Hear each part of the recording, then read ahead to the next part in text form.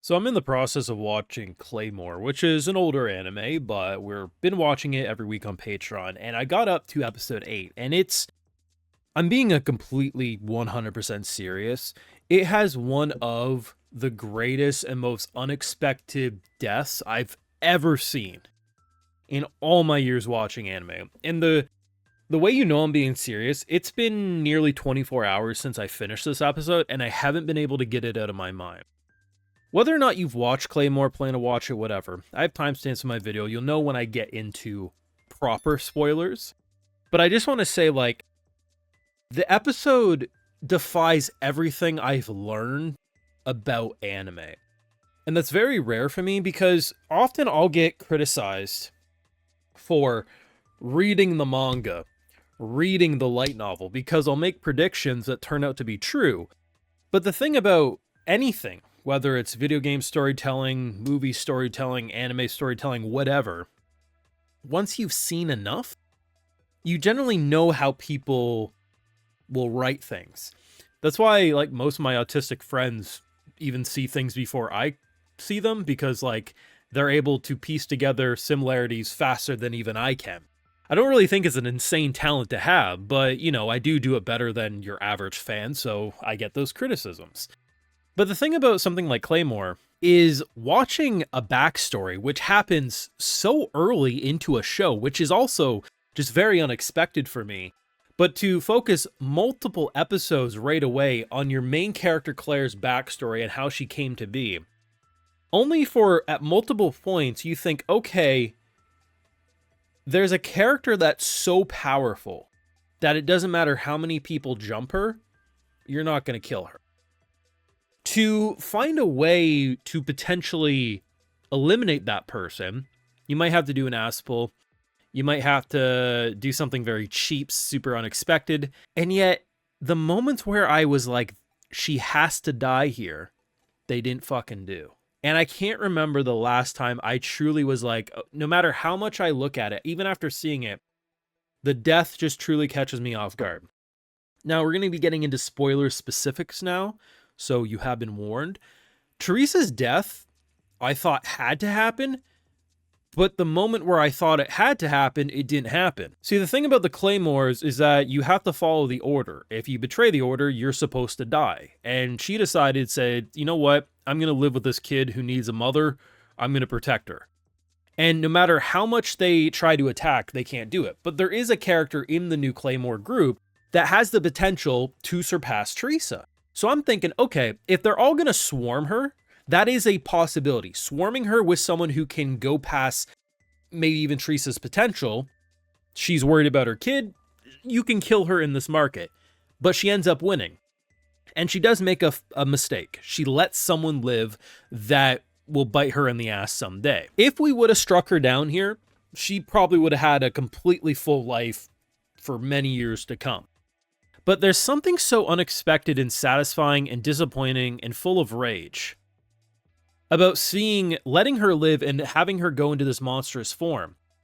Apparently, now maybe this is just some people's interpretation, but from what I've been told on Patreon, the death of Teresa is considered very cheap to a lot of people, but I really don't think so. I think it's one of the most satisfyingly pissed off moments I've ever had watching anime.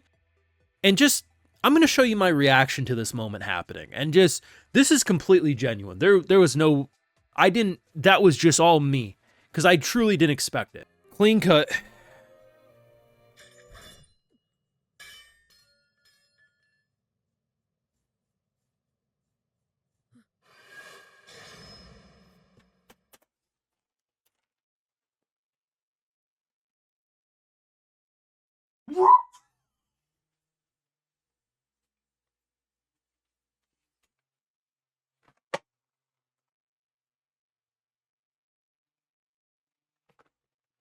No. No. No, no, no, no, no. Where the... I...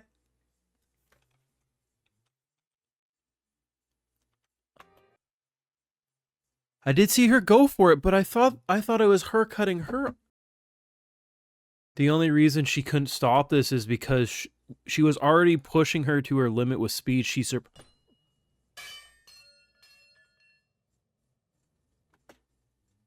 No.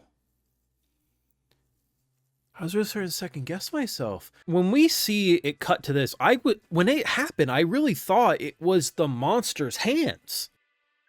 To see it actually being her and just her head go off like that. Yes, it's technically cheap, because how are you going to defeat someone who's stronger than everyone else?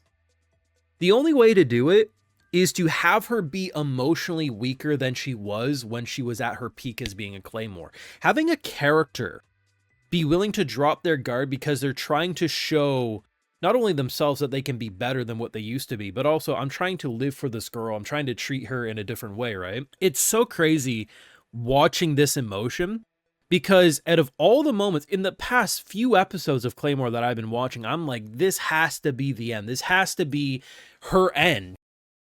And then when it finally is, I'm speechless, because I'm like, that's not how this works. There's been plenty of moments she's already spared her. And usually, I don't know the exact number, but I've seen it a dozen times. Baddie tries to pick up the gun, like, I'm going to let you live, or I'm going to put you out of your misery, right?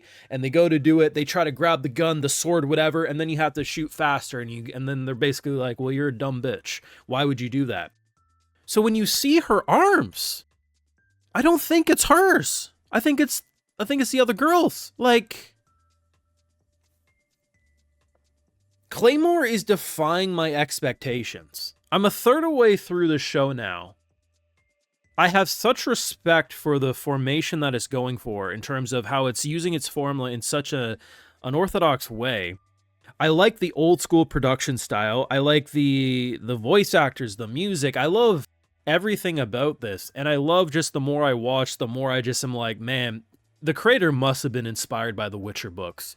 And for those who don't know, because the last time I made this comparison, people are like, oh, Claymore is older than The Witcher. No, it's not. The Witcher books are older than the Claymore manga. The games are different. I just love it. I think this show's fucking awesome. And I mean, apparently everyone hates the ending. When anime original, whatever, I'm sure I'll be fine with it by the time I get to it. I haven't experienced an ending so bad that I've pulled my hair out. Like, at worst, it's like, you just move on. You forget about it. I mean, would I be okay with a Fullmetal Alchemist Brotherhood situation so they could do the full thing? Oh, absolutely. But man, I'm loving this fucking show. It has one of the craziest deaths and most shocking deaths I've ever experienced, because it's very rare for me to actually be like, damn, like beyond just like, oh my God, they're dead. Like, actually sit back and say, damn, I don't remember the last time I've seen an anime truly make me get out of my chair, but then, like, a day later still be like, huh, yeah, I still don't believe they killed her in that moment. Like, what the fuck? Anyway, that's all for me for today. I just wanted to make this video. I'm fucking loving Claymore. We watch it every Wednesday on my Patreon. Maybe we'll do another video or two as I get deeper into the show. I don't know, but I just want to say, like, this is a crazy episode. I fucking love it. If you did watch Claymore back in the day, do let me know your thoughts, or fuck, if I got you into Claymore, how are you liking it? Let me know down below. Drop a like, share, support, subscribe. If you're new around here in Patreon, you can catch my full live reactions to every single episode of this greatness, and we will be continuing it for many months to come. Anyway, till next time, take care and have a good one.